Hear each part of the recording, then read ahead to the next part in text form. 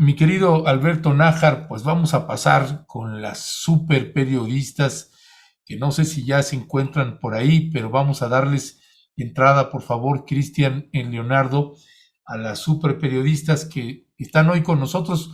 Hoy, con excepción de Daniela Pastrana, que anda en unas merecidas vacaciones, así que Daniela no estará con nosotros, pero están las otras dos super periodistas aquí, Jessica Cermeño y Luisa Cantú. Muy buenos días, bienvenidas compañeras. Hola, hola, buenos días. Hola, feliz año. Muchas felicidades, bienvenidas a Momentum. ¿Qué les trajeron los Reyes? ¿Cómo te fue, Jessy? Pues a mí la verdad es que lo que me trajeron, creo, es que es el mugre virus, oigan. Estoy como con tos y con cuerpo cortado, entonces ya les contaré el chisme después. Pero a ti ya te dio COVID o no? No me había dado, ahora ya me hicieron una PCR para confirmar, entonces pues ya les O contaré. sea, Jessy, ánimo. Ánimo, sí. ¿todavía no está el resultado? No, todavía no. Pero sí estoy toda así como Oye, un pero ya poco tienes cortada. vacuna, ¿verdad? Sí, yo tengo las dos vacunas de Sputnik, me tocaron aquí y por la empresa me puse una de Johnson Johnson, ¿no? Para poder entrar a Estados Unidos y hacer las coberturas y eso. Entonces tengo tres, pero pues eso no es garantía de nada, así que ya les contaré, les iré informando. Ánimo, Ay, estás ojalá que joven, no. no hay problema con eso. Ánimo. Sí, joven e inteligente, así que no te va a pasar nada, no te apures. Este, Oye, pero ojalá te dejen descansar un poquito. ¿Te sientes bien?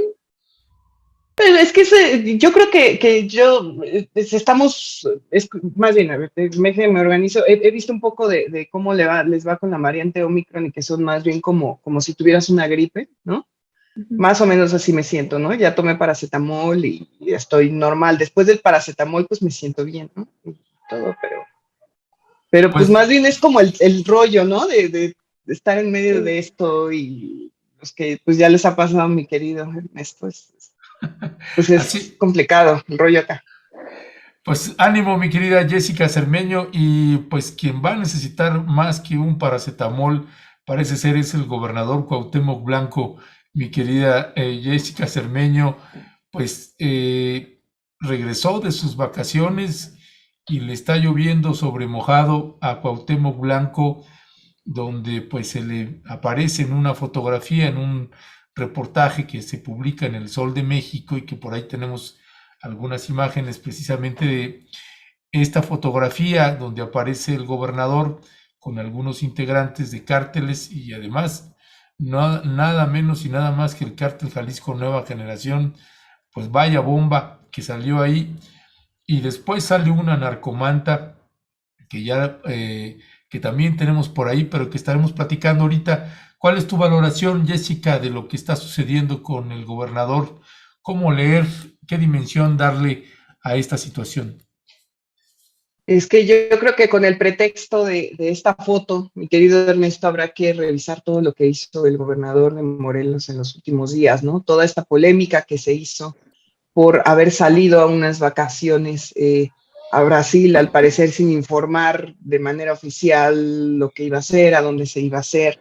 La verdad es que yo había tenido pendiente el caso de Morelos, porque noté que, por ejemplo, los agentes de la Fiscalía Estatal a final del año pasado estaban recibiendo atención y mucho entrenamiento de las fuerzas, por ejemplo, militares de Israel, ¿no? Y dije, bueno, qué interesante que están haciendo esto, ¿no? Ver que exactamente cuáles eran los alcances de lo que estaba haciendo en materia de seguridad Morelos, y luego me topé con estas vacaciones, ¿no? ¿Será que uno ya está acostumbrado a que López Obrador nada más descansa un solo día o dos, ¿no? En estas fiestas, ¿no? Y que acá se va tanto tiempo.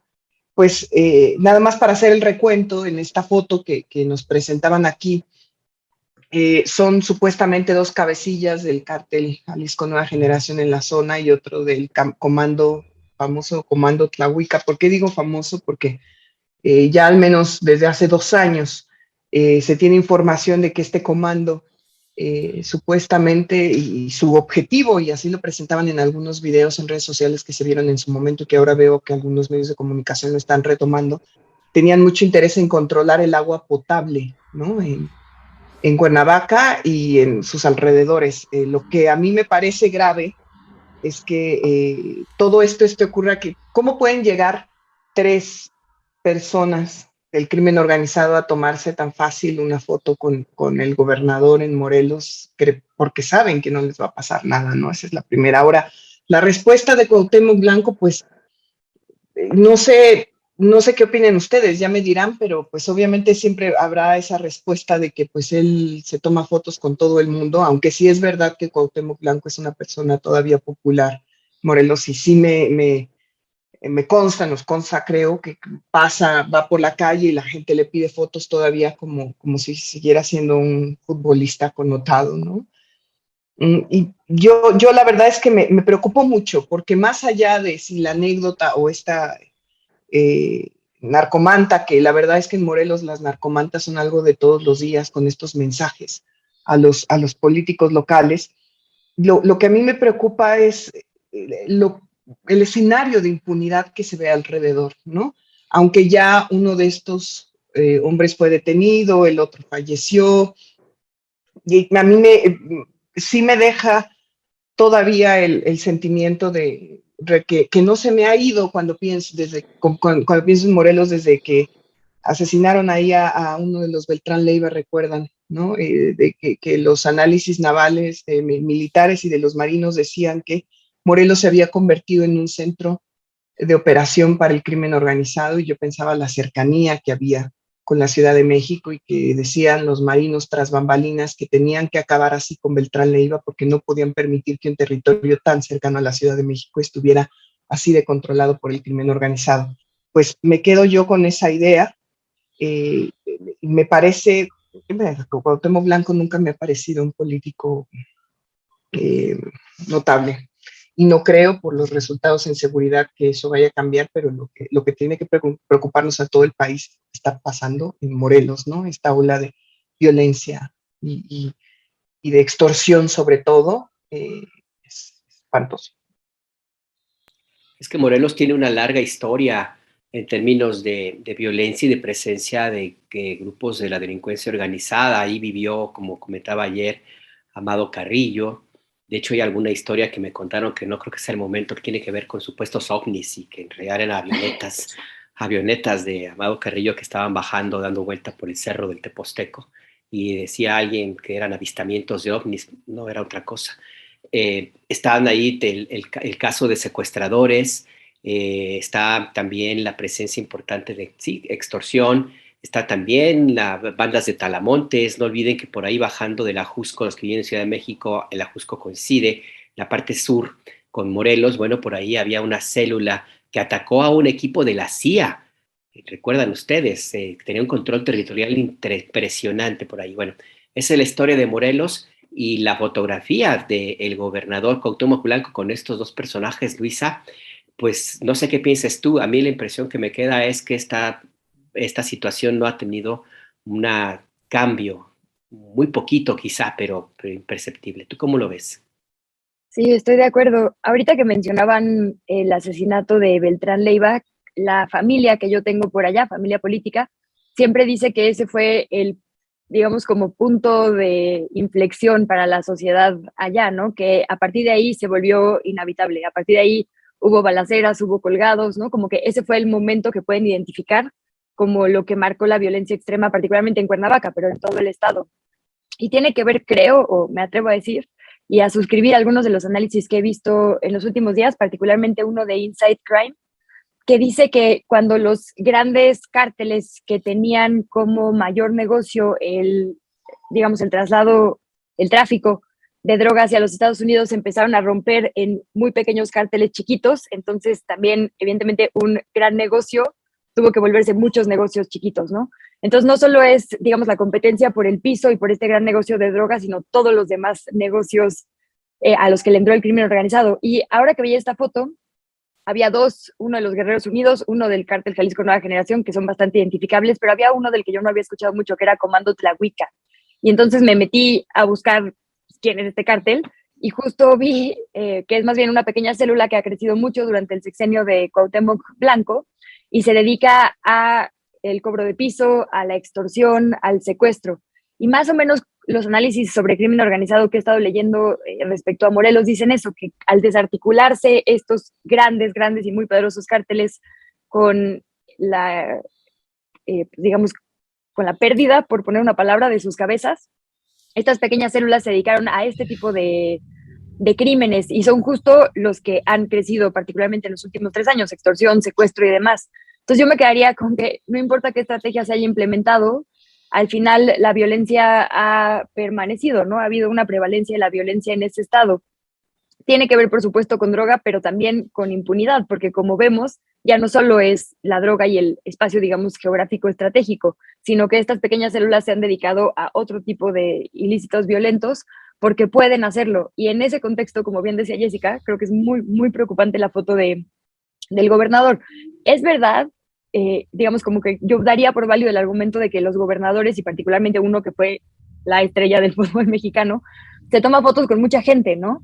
Pero también eso se puede volver pues una justificación válida para básicamente cualquier persona del país, ¿no? Cualquiera que aparezca en una foto con narco puede decir, bueno, yo me tomo fotos con quien sea.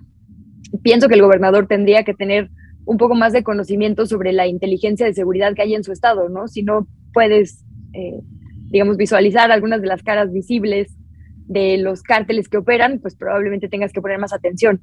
Y lo que derivó de ahí me parece una plática que necesita un análisis todavía más profundo, porque el tema de las narcomantas y el hecho de que lo hayamos visto reproducido en, pues básicamente todos los medios de comunicación, hubo algunos que decían, por política del medio no vamos a reproducir la narcomanta, pero decía esto, ¿no? Entonces, como que al final la función es la misma y creo que vale la pena otra vez hablar sobre eso.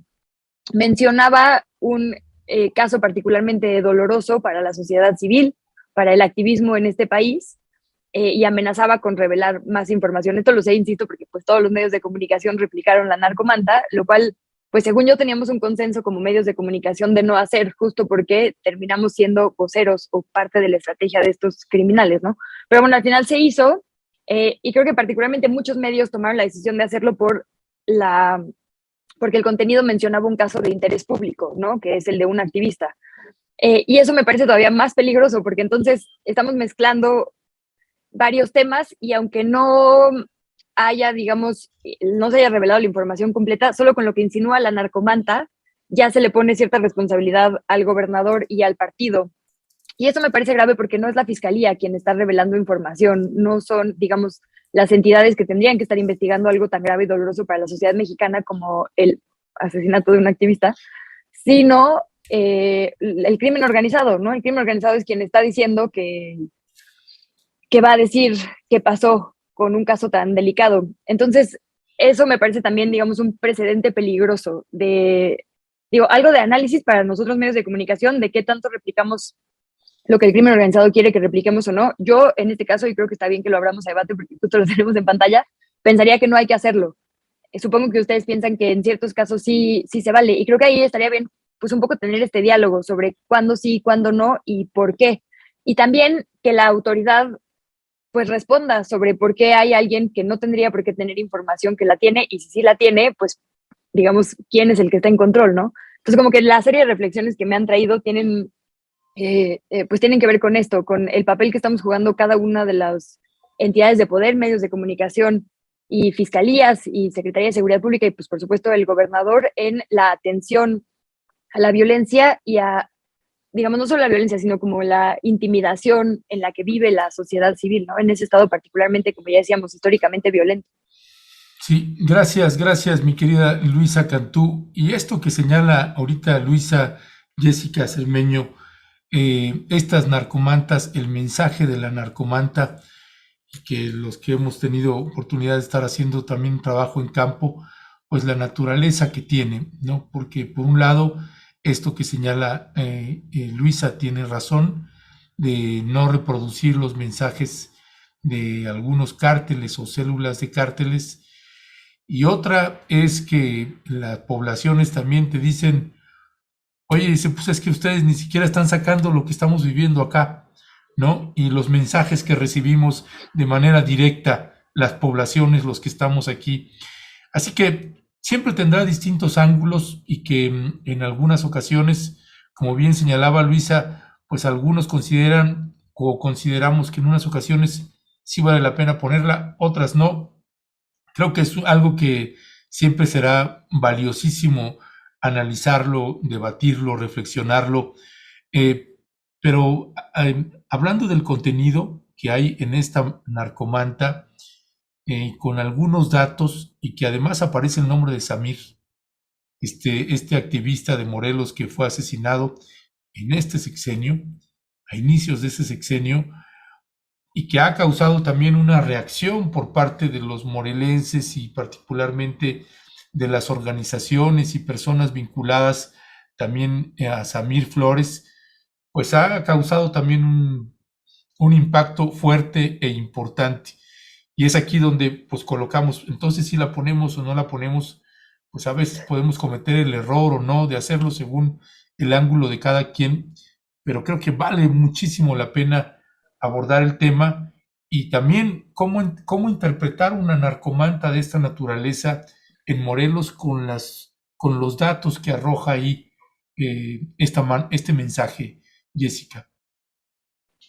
Híjole, es que como bien dicen, es un debate, ¿no? Porque yo casi siempre, por lo menos de manera personal, cuando veo a alguien mencionado en una narcomanta, luego lo considero amenazado, ¿no? Eso independientemente de lo que se diga de esa persona en la manta, porque le están mandando un mensaje a esa persona, ¿no? Desconocidos que no dan la cara. Entonces ya desde ahí yo ya veo la amenaza. Ahora, por supuesto que sí, en este caso el tema de Samir Flores, que fue algo muy doloroso, que fue el primer activista, de hecho, asesinado durante el gobierno de Andrés Manuel López Obrador. En ese momento, si ustedes recuerdan, se habló mucho de los megaproyectos, se habló de cómo se enfrentaban, y que ahora lo mencionen y que esta parte, cito para no decir, es que sí hay que mencionar algunas cosas de la manta, pero cuando dicen, acuérdate quién te compraba ropa, ¿no? Y nuestros negocios en el sistema de aguas, ¿no? Que eso también a mí me preocupó muchísimo de lo que decía, ¿no? Zapaca, que es un poco de lo que estaba hablando del interés de este grupo que decía Luisa del Comando Tlahuica de estar en el negocio del agua potable, ¿no? Y de recaudar. A mí, obviamente, cuando lees algo así, te das cuenta que los gobiernos locales están tomados de muchas maneras con eso. Y efectivamente tienes razón, mi querido Ernesto, cuando no presentas un dato así, no presentas una imagen así, e inmediatamente eres tachado de no quieren revelar lo que está ocurriendo a nivel local. Me pasa también, por ejemplo, con los videos del crimen organizado, ¿no? Yo que trabajo en televisión, que hay mucho debate sobre si lo sacamos, si no lo sacamos. Recuerdo uno hace ya, yo creo que un par de años. ¿Se acuerdan de este video que apareció en los límites de Michoacán? Bueno, Jalisco, Michoacán, por algún lugar, que eran camionetas y camionetas del crimen organizado, que estaban todos con los logos del cártel Jalisco, que eran, yo recuerdo, más de 20, yo recuerdo que los conté, y en ese momento sí tomamos la decisión de presentarlos por dar a conocer la fuerza que ese grupo podría tener en un territorio determinado. Al menos tiene, según este video, estos vehículos, ¿no? Que sí creo que era de interés público en ese momento presentarlos, ¿no? Y decir, esto es lo que ellos dicen que son.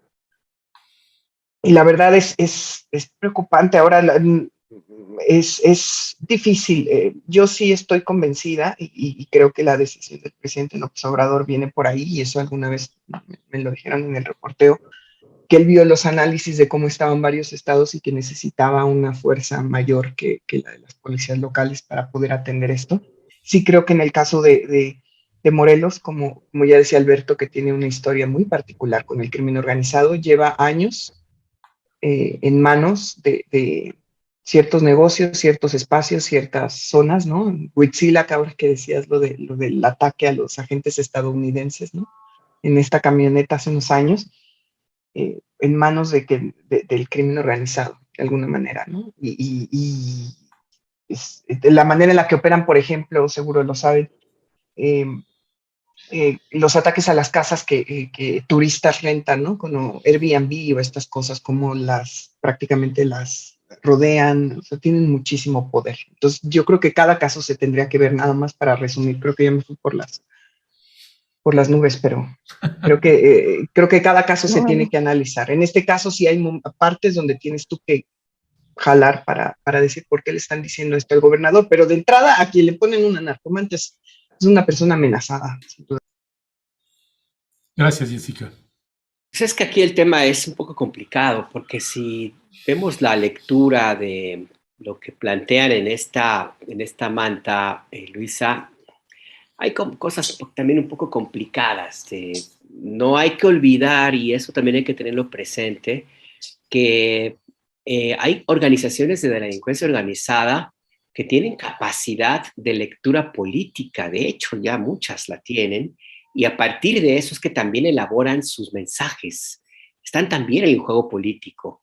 Tienen, no sé si llamarle asesores, pero por lo menos saben en qué momento decir qué cosas para causar un ruido, y eso al final del día les genera a ellos alguna ganancia. O sea, también tenemos que verlo de esa naturaleza. Ya no hablamos de ese viejo cliché que se compra muchísimos estadounidenses, europeos, fuera de México, de tener a un presunto narcotraficante así con joyas y ataviado como la época de Caro Quintero y de Don Neto. No, no, no.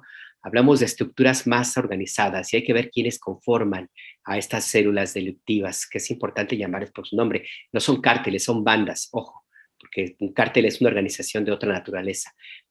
Al final del día yo creo que también está el componente político y también el elemento, ahora que hablamos de la pertinencia de publicar o no, el elemento a considerar, ¿no, Luisa? Este es un tema ahí también interesante de tomarlo en cuenta, porque se menciona el nombre de Samir, pero ¿realmente lo hacen porque hay alguna responsabilidad del Comando Tlahuica o porque vieron que el incorporar el nombre de Samir les puede generar algún ruido, especie de propaganda, mensaje político?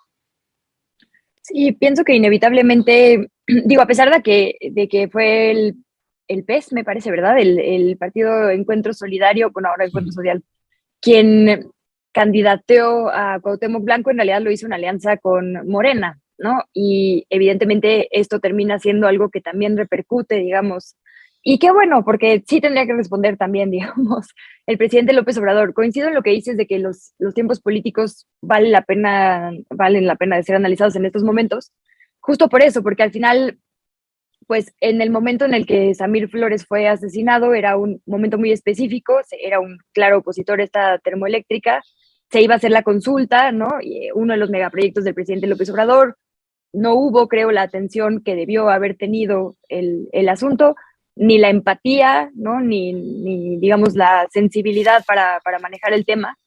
Y claro, esto termina siendo nuevamente una discusión sobre los megaproyectos del presidente López Obrador y su pues bandera o no ambiental, lo que le está costando a las comunidades o no. Y entonces al final, pues claro, nos pone el crimen organizado a hablar sobre una persona en específico.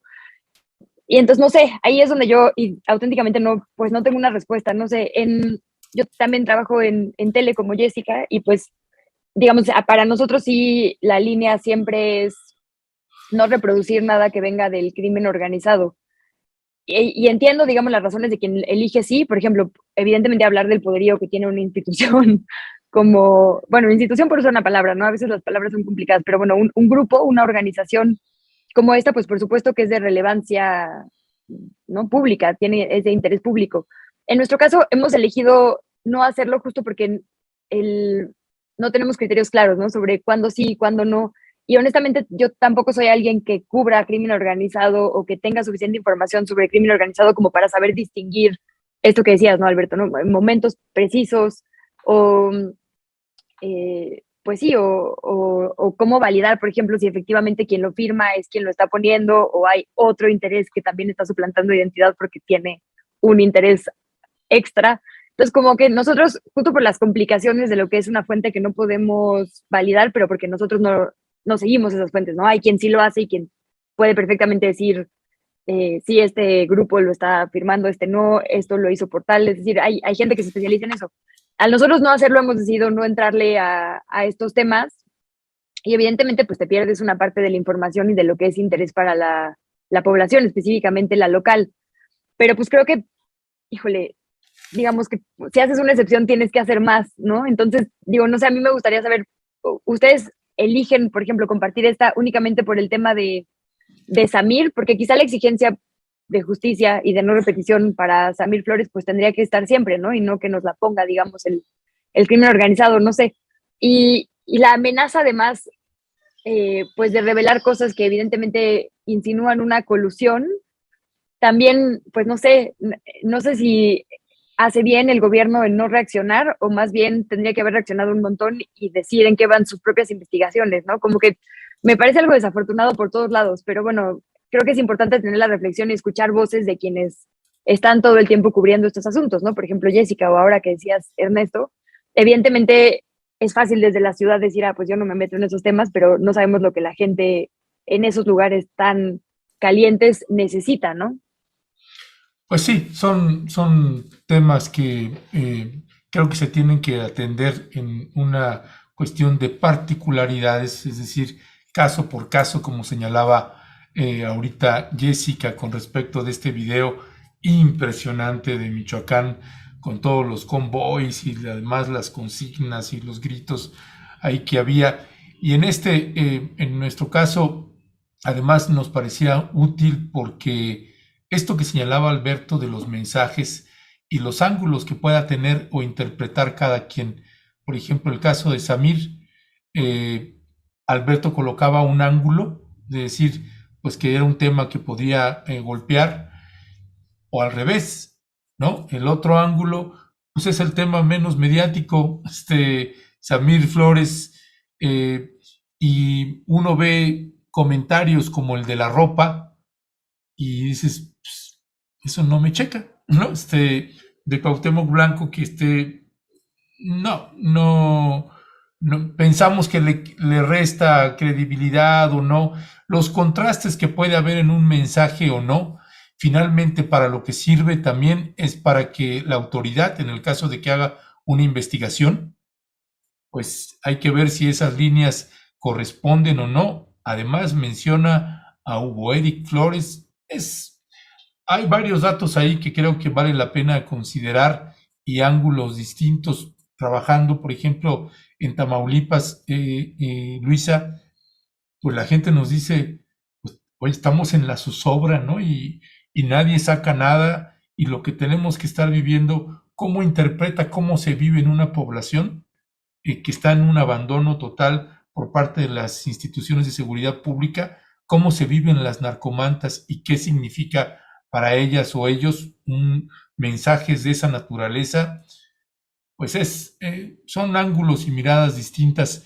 Pero si les parece, Luisa, Jessica, Alberto, vamos pasando al siguiente tema. Me gustaría, ahora que esta era una propuesta que nos hacía Jessica Cermeño, abordar este tema, el otro que nos hacía Luisa, pues tiene que ver con esto de la polémica con las llamadas becas o becas totales y que la jefa de gobierno, Claudia Sheinbaum, pues se tomó el tiempo de publicar un hilo de tweets y las respuestas, híjole, de veras, muchísimo que comentar al respecto. Si te parece, Leonardo, por favor, si podemos ir poniendo la primera imagen, precisamente este es el hilo de tweets que publicó Claudia Sheinbaum, donde pues habla precisamente de estas becas, las escuelas públicas frente al antiguo programa de Beca Talento, exclusivo para los que tenían 9 y 10 de calificación. Y entonces seguimos con el hilo ahí, mi querido Leonardo, por favor, porque los comentarios que hace ahí la jefa de gobierno, Claudia Sheinbaum, coloca ahí unos temas que vaya que sí causaron, pues no sé si una especie de enojo o qué, pero vaya que aparecen pues las posiciones, llámelo usted clasismo, racismo, neoliberalismo, como usted le quiera llamar. Dice Claudia Sheinbaum, considero que es positivo el debate después, pues es parte de la democracia que vivimos. Pienso que de fondo exhibe dos proyectos de país. Uno, la continuidad del neoliberalismo y el otro, el de la economía moral con estado de bienestar. Y pone un ejemplo.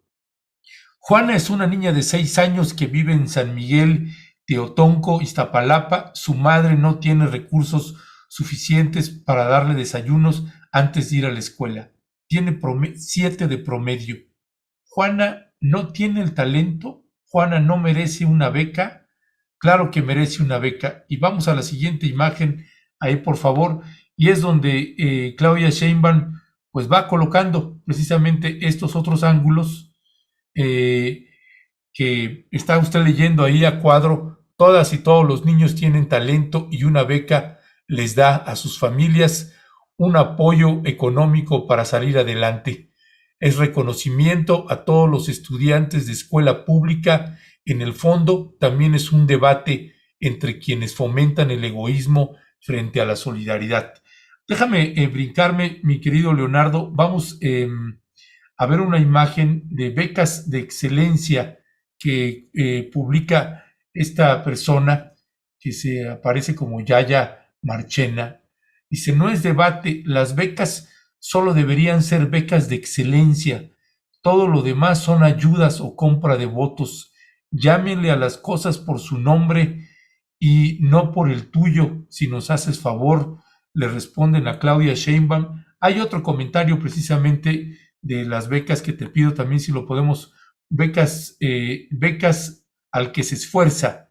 Este mensaje, si tienes un estudiante que se esfuerza y saca 10 y otro que solo se esfuerza por un 6 y ésta recibe lo mismo que el que se esfuerza, ¿qué es más fácil?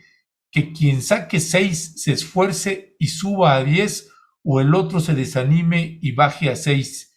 Beca a uno y al otro motívalo.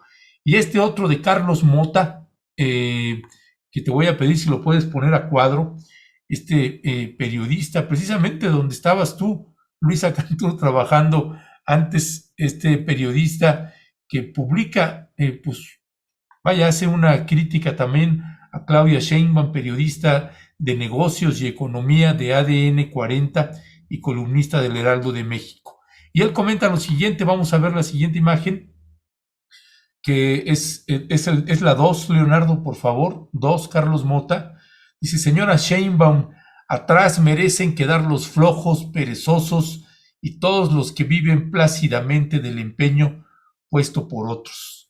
Es perverso aniquilar los incentivos, el esfuerzo en aras de la igualdad. Su visión genera pobreza. Ni todos somos iguales, ni todos se esmeran por igual.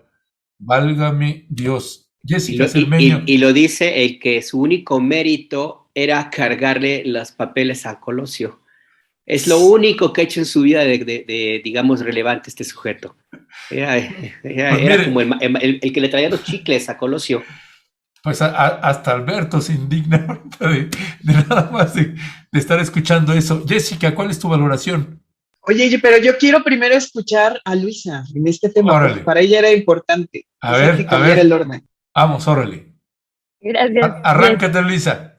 Ay, no, sí, se me acelera mi corazoncito. Es más, tengo varios días siguiendo el debate porque, digo, en realidad creo que estamos llegando muy tarde al debate, pero concuerdo con la jefa de gobierno, que además me parece que su hilo fue así, preciso, cada palabra en su lugar.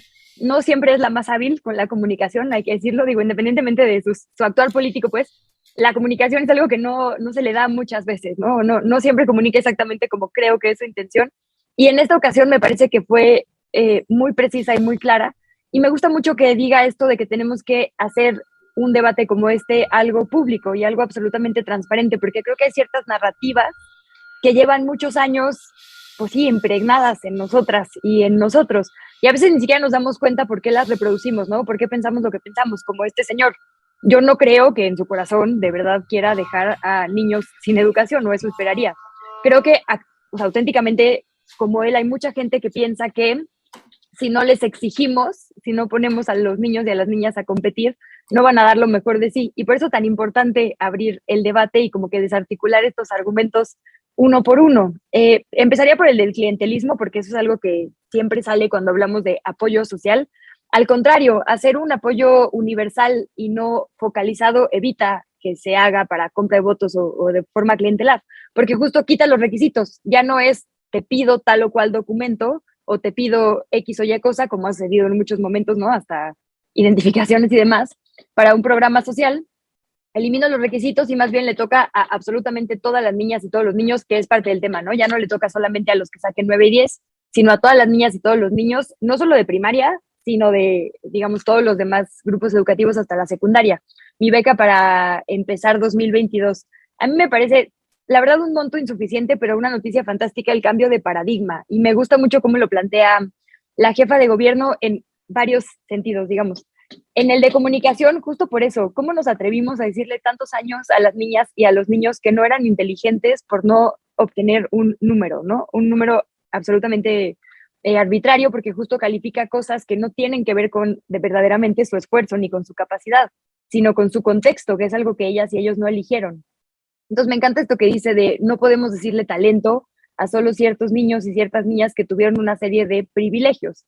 Entonces, como que el cambio de paradigma me parece muy, muy interesante. Y luego ya si vamos a los datos duros, que es supongo que en lo que hay que justificar la política pública, ahí están. El INEGI reportaba en este último censo que hizo sobre el ciclo escolar 2020-2021 que por motivos económicos 5.2 millones de niños, niñas, adolescentes y jóvenes, porque la deserción también va creciendo, digamos, conforme aumentan los grados de escolaridad, entre 3 y 29 años. 5.2 millones es el 10%. De por sí, evidentemente no todas las niñas y adolescentes van a la escuela, algo así como el 60% creo que se inscribieron al ciclo escolar pasado. Quitarle a eso otro 10% evidentemente es una noticia muy preocupante. Y la mayoría, o al menos una tercera parte de ellas y de ellos, no se reinscribieron por motivos económicos. Parte de la discusión que yo vi mucho después de que se hizo este anuncio de las becas universales para todas las niñas y todos los niños, era justo eso, que por qué no se resolvía entonces dándoles más comida en las escuelas, ¿no? O premiándoles, digamos, en las escuelas para que las familias no se gasten el dinero en otra cosa. Y esto me parece bien importante también ponerlo, digamos, sobre el foco público, porque justo las becas son un apoyo familiar. Las niñas y los niños dejan de ir a la escuela porque apoyan en la economía familiar, ¿no? El 33% de esta encuesta tuvo que irse a trabajar después de la pandemia porque el papá o la mamá se quedaron sin empleo. Entonces, cuando tú resuelves la situación de una familia, resuelves la situación de la niñez. Y por eso es tan importante que estos apoyos se consideren como un apoyo familiar. Y creo que aquí entran un montón de temas a evaluar. Me gustó mucho la comunicación de Mario Campa, este analista y economista, que decía que hay que considerar cuando calificamos o le ponemos una nota a un niño o una niña, su alimentación, su acceso a tutores, que sus padres, madres o personas cuidadoras tengan tiempo para explicarles lo que no entendieron quizá en la escuela, el hacinamiento en su hogar, la distancia que tienen que recorrer a un plantel educativo, porque claro, no es lo mismo llegar de haber hecho 20 minutos en automóvil que haber primero caminado 40 minutos y después tomado un camión durante hora y media. Si hay libros en la casa, ¿no? Si hay acceso, digamos, a las herramientas que hacen que desarrollemos ciertas habilidades. Si tienen más hermanas o hermanos, un poco lo mismo del tiempo de padres o personas cuidadoras. La desnutrición en los primeros años de vida, que ahora sabemos que la formación del cerebro en los primeros 2 años es fundamental y la desnutrición puede perjudicar, digamos, ¿no? El desarrollo de ciertas áreas que son después importantes. Mayor gasto en su salud preventiva, es decir, que tengan, digamos, las condiciones óptimas para poder poner atención, el acceso a Internet, bueno, un montón de cosas que nunca consideramos cuando hablamos de la nota que le ponemos a las niñas y a los niños. Evidentemente, 500 pesos, que es lo que les están dando, no resuelve esa situación, pero sí, perdón, están haciendo una remodelación. Ya cierro con esto para no meter más ruido. Sí, lo que dice Claudia Sheinbaum, que a mí me parece el meollo del asunto, cambiar nuestro paradigma de cómo medimos a las infancias y cómo les garantizamos su derecho a las infancias.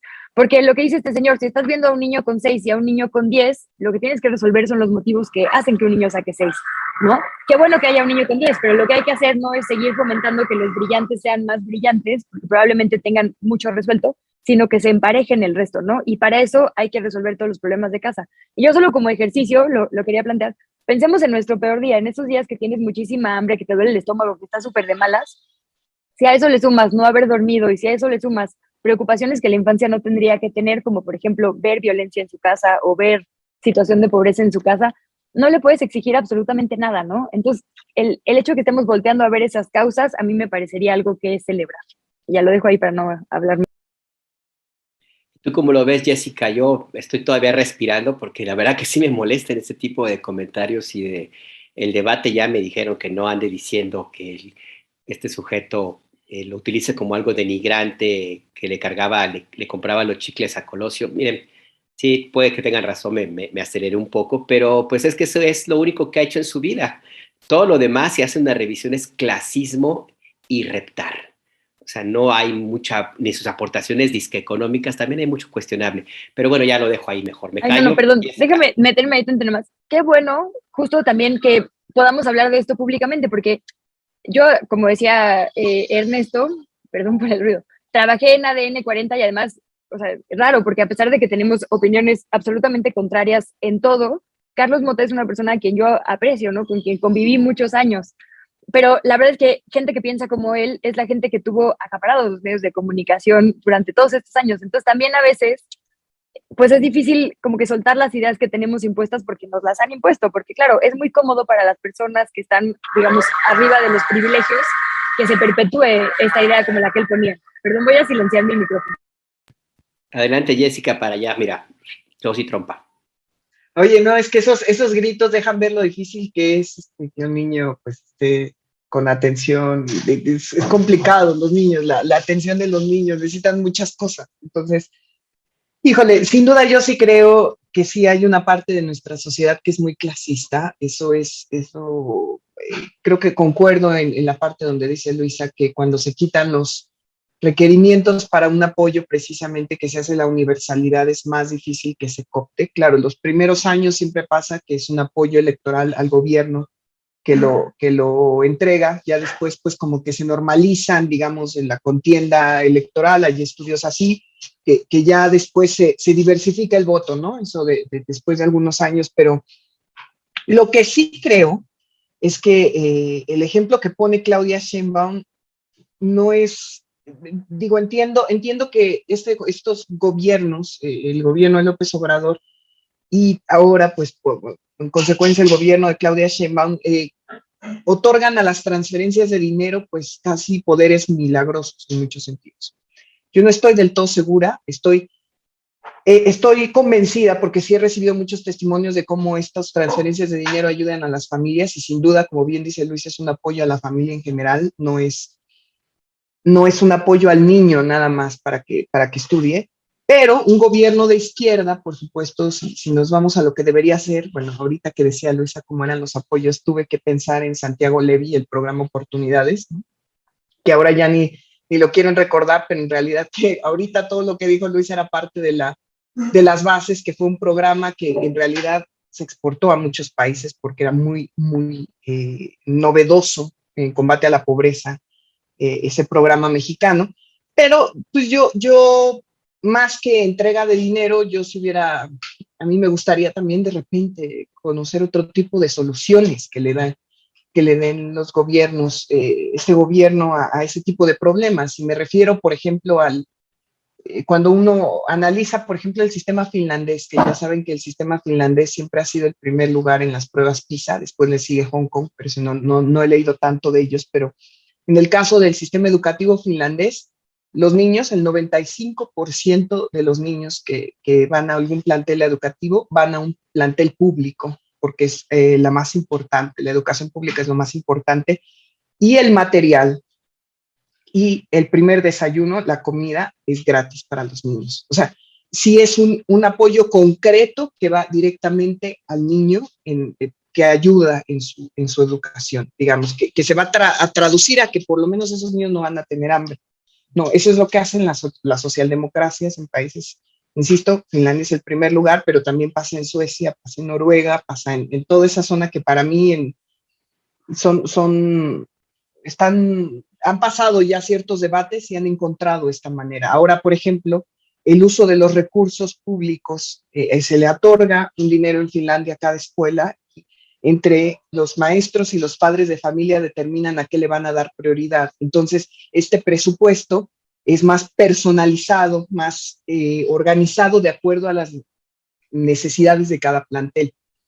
Yo no veo ni por asomo algún debate sobre esto, ¿no? Algún debate sobre otra manera, qué otras cosas se pueden hacer que quizás son más eficaces, además de dar dinero. Y también he visto que más bien lo que se busca, y eso lo hemos debatido de alguna u otra manera, es hacer cada vez más pequeño la entrega directa, siempre, ¿no? Me parece que el argumento de López Obrador es válido, que dice que ha habido tanta corrupción entre los que entregan el dinero que mejor lo entregamos nosotros directo, ¿no? Que eso lo hemos visto y con esta multiplicación de instituciones, y es verdad, pero no todo se soluciona con la entrega de dinero.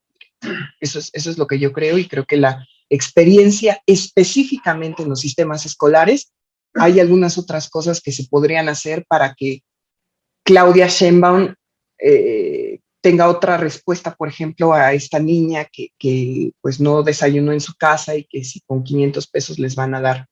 Ahora, claro, sin duda es un debate de cómo son los estados, ¿no? Dos tipos de estado, ¿no?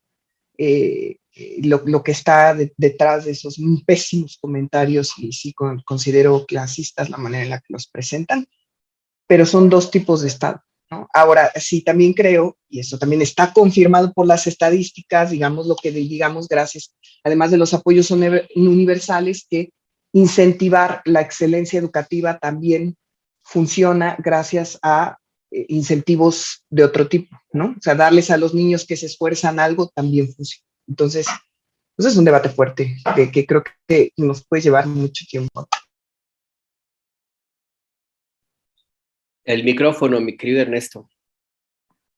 Gracias, mi querida Jessica.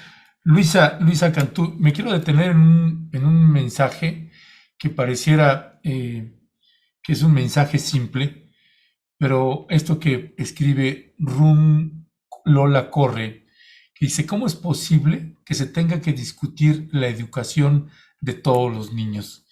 Y me quiero detener en esa parte porque estamos hablando de una beca, sí, mínima, pero es una beca, es un apoyo que nunca jamás tuvieron, y que en esta parte pues yo sí comparto tu valoración con respecto de este hilo de Claudia Sheinbaum, que también celebré yo de muchas maneras que una jefa de gobierno lo colocara en esos términos. Y este ejemplo que ponía y que comentaba ahorita Jessica Cermeño, a mí me parecía un ejemplo útil de gente que está en pobreza y gente que puede no estarlo. Y las condiciones de vida, esto que describiste hace un momento, que me parece pues importante. Oye, el otro asunto, pues la convivencia interna en familias desintegradas. Hay una suerte de elementos. Estas becas, a mí me parece importante que haya una aportación, por mínima que sea, pero que puede ser útil para darle una condición y una posibilidad pues mejor a un niño o niña que va a clases y que enfrenta quién sabe qué clase de vicisitudes aquí.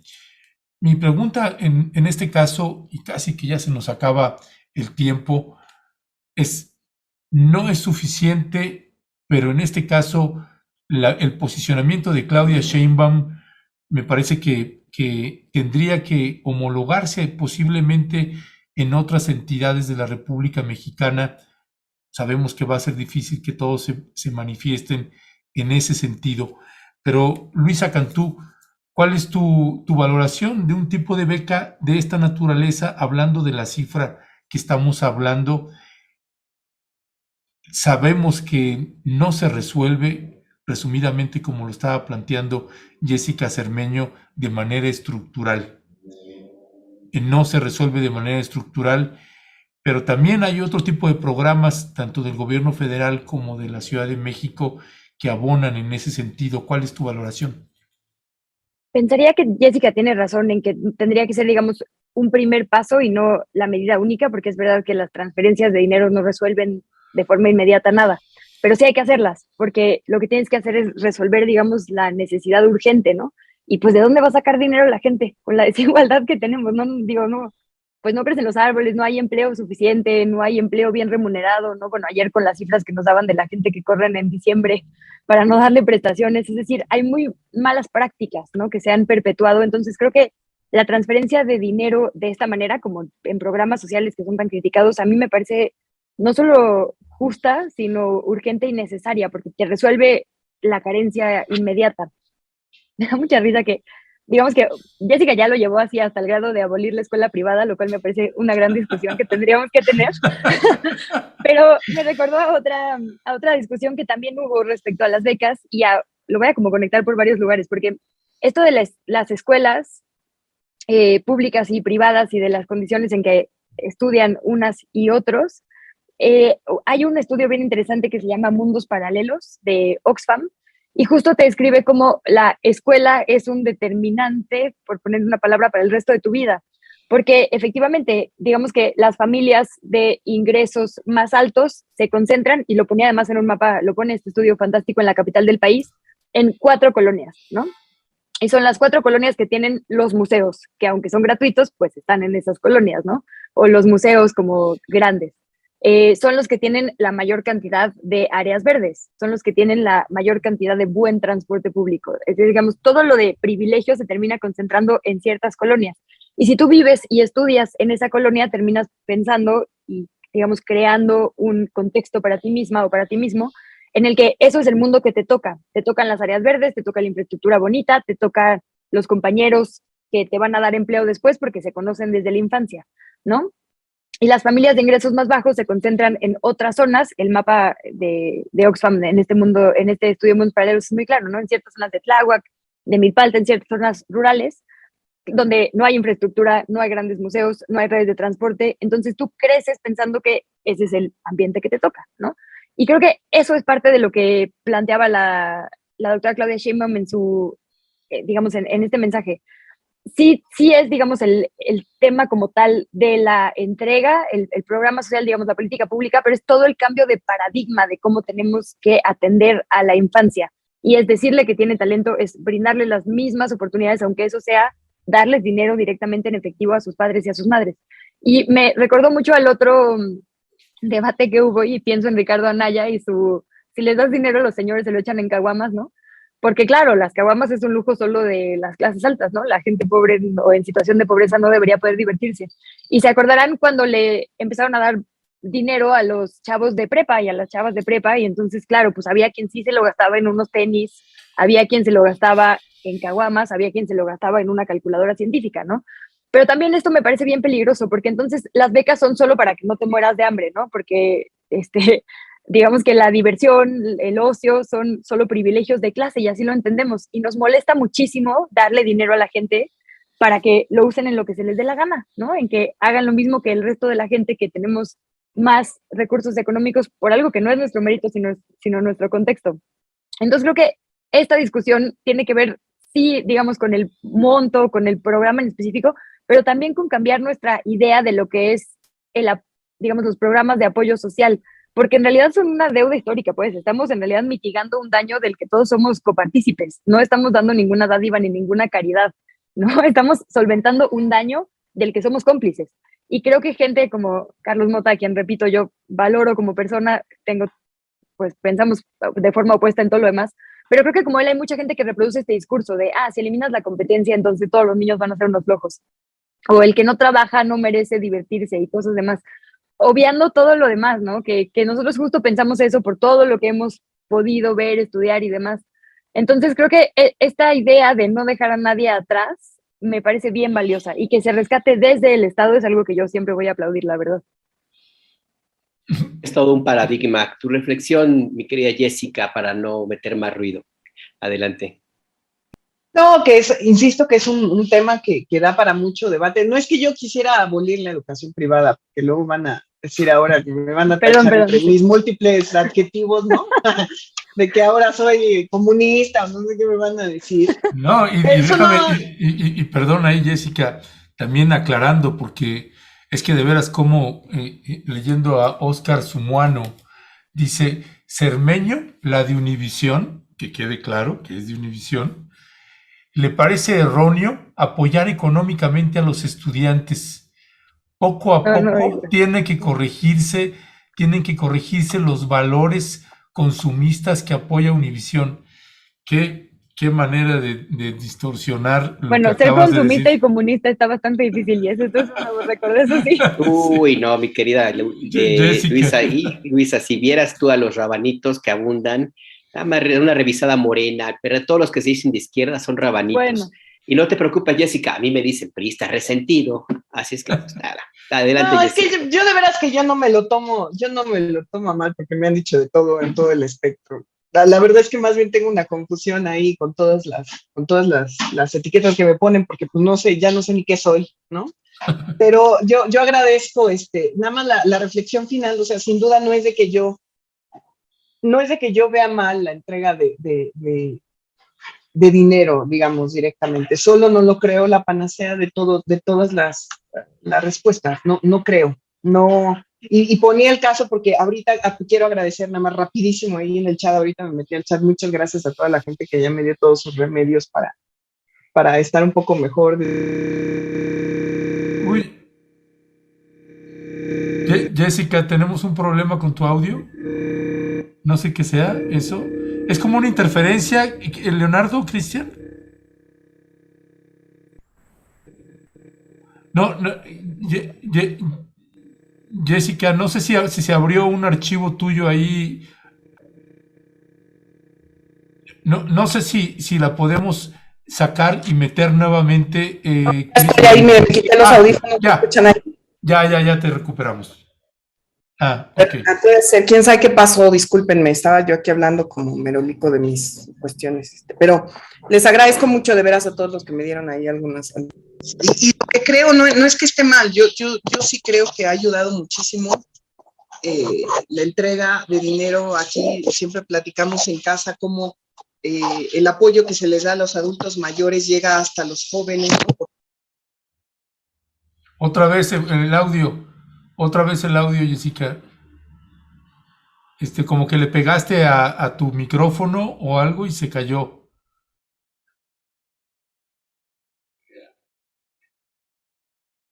Hay que apagar los audífonos. ¿Sí? Ahora sí. O el Bluetooth. Ya. Perdón, ya tenía tanto que no usaba estos audífonos que son los especiales para este programa que ya no sé ni cómo usarlos. Perdón. Gracias. Me tardo nada más un minuto más, pero sí creo que se tienen que pensar otras cosas y a largo plazo sí tenemos que pensar qué va a ser después de la entrega de dinero. Es la reflexión con la que me quedo. Y sin duda hay que acomodar para que empiecen todas las personas más o menos, no, si no en el mismo nivel, por lo menos más parecido, ¿no? Entonces, aquí ya está sonando un teléfono, entonces, pero mil gracias, perdón por todos los rollos de audio. No, gracias, mi querida Jessica y Luisa también, muchas gracias. Yo nada más quisiera añadir también para cerrar una breve reflexión. Siempre me han hecho un escandaloso, me han provocado una escandalosa indignación cuando oigo que se habla de educación y oigo la palabra talento. Los niños o niñas que tienen talento, o sea, los que no, ¿qué? ¿No? Y la excelencia, ¿no? Niños y niñas que tengan estudios de excelencia.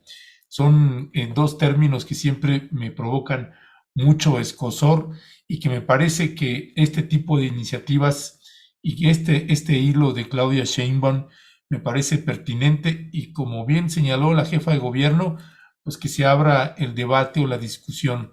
Leo ahí, por ejemplo, cuando leo comentarios como gente que desprecia, son solo 500 pesos, es una miseria. Y miren, hay que ser autoridad y hay que tomar decisiones para la distribución de los ingresos y más que no se habla de un solo programa de gobierno. Son muchísimos programas de gobierno y ya lo hemos señalado en programas sociales. Por ejemplo, en esta administración, solo para el año 2022, 450,000 millones de pesos, cuando la máxima había sido 100,000, pues te habla muchísimo de las decisiones que toman tanto el Ejecutivo Federal y en este caso la jefa de gobierno de la Ciudad de México para distribuir estas becas y que me parece que aquí también tiene mucho que ver sí asuntos de clasismo y racismo, discriminación y esta parte que nada más quiero cerrar, perdón que me tome este tiempecito, esto de los niños y niñas con talento y entonces los que consideras que no tienen talento a irlos a rumbas en la esquina del olvido y de la miseria, son cosas que me parece que tendrían que eliminarse de estos vocabularios y más en materia de educación. Luisa Cantú, ¿con qué cierras? Una reflexión final. Y pues yo me sumo a esto, aunque a que hay que quitar estas palabras de nuestro vocabulario y de nuestro entendimiento en general, ¿no?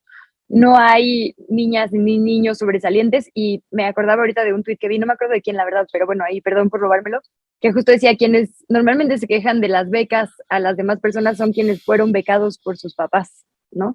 Y la verdad es que sí, quienes tuvimos el privilegio de que nuestros padres y madres pudieran, digamos, solventar nuestras necesidades económicas, tendríamos que ser quienes más impulsemos que todo el mundo esté en la misma condición. Entonces, insisto, es un tema de dignidad, de que entendamos que sí nos merecemos todo, todas y todas, y que a quien le falte, pues todos los demás tendríamos que estar pugnando porque lo tenga, ¿no? No por justo crecer la brecha.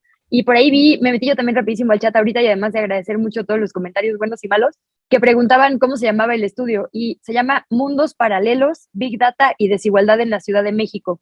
Y es de Oxfam y una organización que justo se llama Big Data, según veo.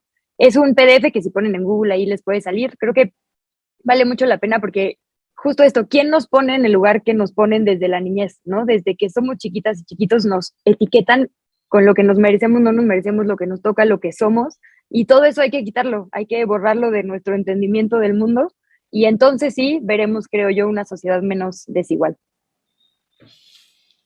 Pues sí, la verdad es que ahí que hay mucho que revisar, sobre todo el modelo que perpetúa la desigualdad y que corresponde a algunos de los comentarios, no solamente del chat, sino de algunos de los que se creen entendidos, entre ellos el personaje del que hablamos. Y yo Carlos recuerdo Mota. Sí, Carlos Mota, para no decirlo. Recuerdo cuando estudié mi diplomado en periodismo económico en el ITAM, porque ni modo, yo también estudié en el ITAM, una de las frases que me llamó mucho la atención y que me quedó grabadísimo era de un maestro. Nadie es perfecto, Alberto. Nadie es perfecto, fíjate nada más.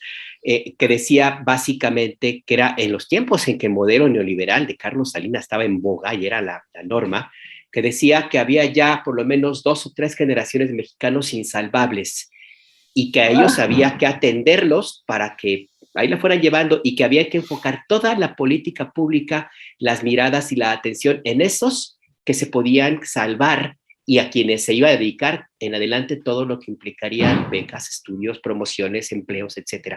Esa visión de que yo escuché en el ITAM y que era como de la clase 2 de que teníamos en ese instituto, pues es la visión que permea, es la visión que gobernó durante mucho tiempo y es la visión que desgraciadamente la que ahora mismo se indigna porque se pretendan entregar becas a personas que están en una situación de extrema vulnerabilidad. Nada más recordar, Oxfam hizo un estudio hace unos años donde se señalaba que había 8 millonarios, de un grupo de millonarios, 15 mencionaba, un poco menos, tenían la mitad del PIB, algo así, de México.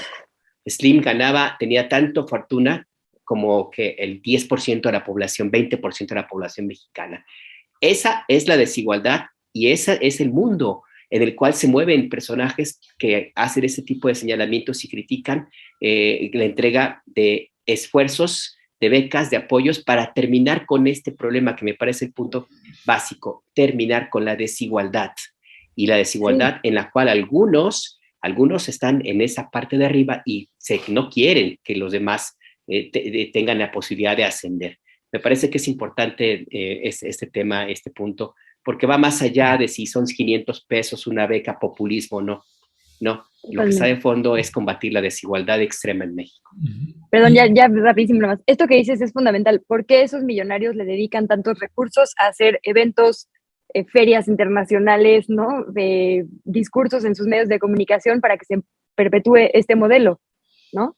Evidentemente para que todo siga igual y se sigan haciendo más ricos los ricos y menos ricos las personas en situación de pobreza. Entonces, claro, este análisis me parece muy pertinente. ¿Quién empuja qué discurso y por qué, no? ¿Y qué reproducimos nosotras y nosotros en la sociedad? Porque aguas, ¿no? También, digo, a veces inconscientemente porque nos lo metieron por todos lados durante décadas, pero hay que empezar a romperlo.